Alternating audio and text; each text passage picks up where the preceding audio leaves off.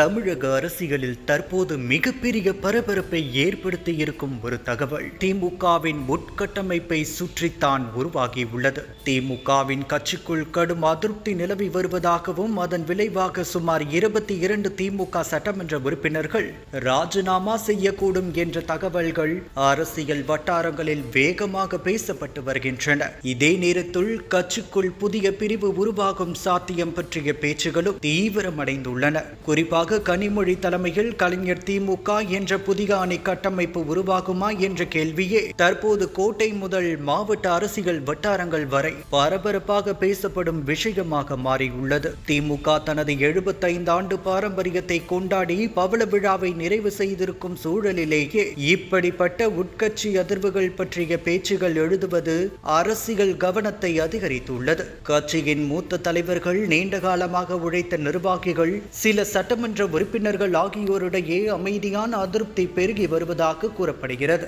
அதிகார மையம் ஒரு குறிப்பிட்ட வட்டாரத்துக்குள் மட்டுமே சுருங்கிவிட்டது என்ற உணர்வு பல மூத்த நிர்வாகிகளிடையே மனக்கசப்பை உருவாக்கி உள்ளதாக அரசியல் பார்வையாளர்கள் கூறுகின்றனர். இந்த நிலை தொடர்ந்தால் அது சாதாரண கருத்து வேறுபாடாக இல்லாமல் கட்சியின் எதிர்கால திசையையே மாற்றக்கூடிய பெரிய உள்பிளவாக மாறுமா என்ற கேள்வியும் எழுந்துள்ளது.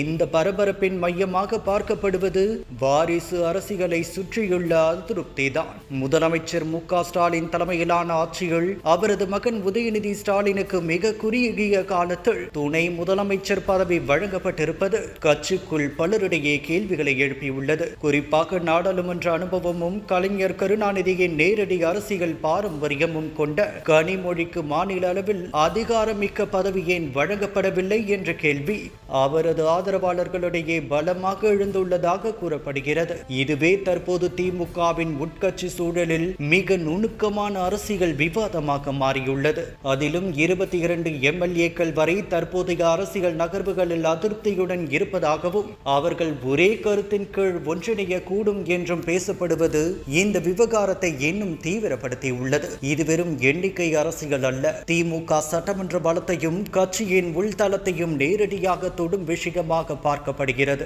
ஒருபுறம் கனிமொழி ஆதரவாளர்கள் அமைதியாக தங்கள் நிலைப்பாட்டை கணக்கிட்டு வருகிறார்கள் என்ற பேச்சு இருக்க, மறுபுறம் கட்சி தலைமை இதனை சமாளிக்க தீவிரமாக முயற்சி செய்கிறது என்ற கருத்தும் பரவியுள்ளது.